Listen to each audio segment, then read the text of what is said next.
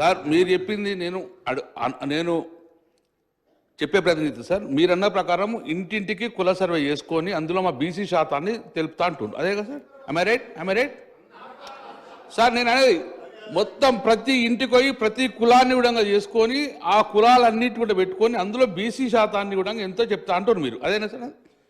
అదే నేను అన్నప్పుడు అదేనా సార్ మీరు చెప్పండి క్లారిటీ. మా శాతాన్ని మాకు బయట చెప్తా అంటారు, అంతే కదా సార్? 50% 62% మీరు చెప్తా అంటున్నారు, అంతే కాదు? అదే సార్.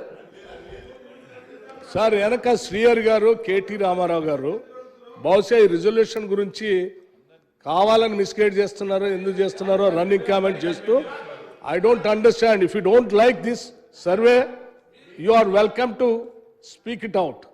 కానీ మీరు ఈ రకంగా ఇంత ఉన్నతమైనటువంటి రిజల్యూషన్ మీద కూడా రన్నింగ్ కామెంటరీ చేస్తూ కన్ఫ్యూజ్ చేస్తూ సభకు ప్రజలకు నష్టం చేసే కార్యక్రమం మాత్రం చేయబాకండి దయచేసి. కమలాకర్ గారు రిజల్యూషన్లో చాలా క్లియర్గా ఉంది. ఇంత క్లియర్గా ఉన్నదాన్ని పదే పదే మళ్ళీ మీకు మీరే డౌట్లు ప్రశ్నలు వేసుకోవడం అవసరం లేదు.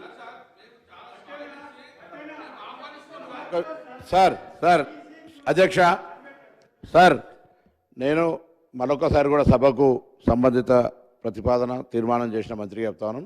మీ అనుమానాలు మీకు సంబంధించినటువంటి అంశాలు ఏమన్నా చెప్పండి, మేము రాసుకుంటాను. ప్రభుత్వం తరఫుతో ప్రభుత్వం రిప్లై ఇచ్చినప్పుడు కానీ గౌరవ ముఖ్యమంత్రి గారు నేను మీకు రిప్లై ఇచ్చినప్పుడు మీకు ఆ కన్ఫ్యూజన్ క్రియేట్ చేస్తుంది.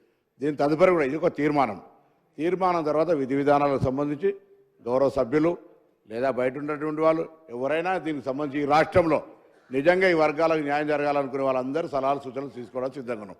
కానీ గుడ్డు మీద ఎంటికలు వేకినట్టు కోడి మీద ఎంటికలు ప్రతి దాని లోపల 10 సంవత్సరాలు వాళ్ళు మాట్లాడకపోయి వాళ్ళు న్యాయం చేయలేక వాళ్ళు గొంతు లేక ఇప్పుడు రాగానే గొంతు మొత్తం ఇప్పి మాట్లాడుతూ ఉంటే తప్పైతే అధ్యక్ష. నేను మళ్ళీ ఒకసారి చెప్తున్నా, ప్రభుత్వం పక్షాన స్పష్టంగా ఉంది. మీకు మేము నియంత్రిస్తలేం. కన్ఫ్యూజన్ ఉంటే మీరు మీ యొక్క అంశాన్ని చెప్పండి.